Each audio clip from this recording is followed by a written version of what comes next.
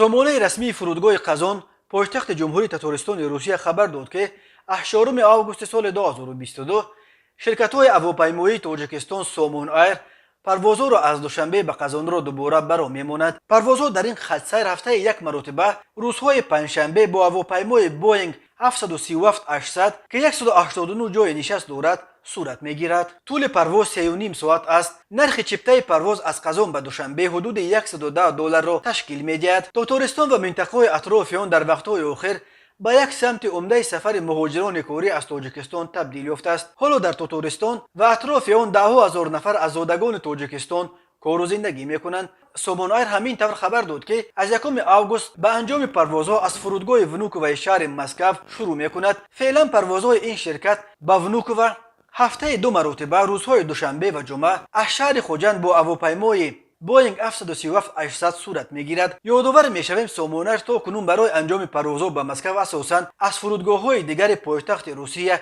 دم دیده و استفاده میبرد. فرودگاه ونوکوو که به فرق از فرودگاه‌های از مسکو کمی دورتر دم دیده و عملاً در کنار شهر جایگیر شده است و یکی از فرودگاه‌های بزرگترین روسیه به شمار رفته سالانه از آن تا 200,000 پرواز انجام داده میشود. شریک نوی فرودگاه ونوکوو سامان ایر شرکت ملی هواپیمایی تاجیکستان بوده سال 2008 تأسیس یافته است و عملاً یگانه شرکت هواپیمایی این کشور است که پروازهای بین المللی انجام می‌دهد.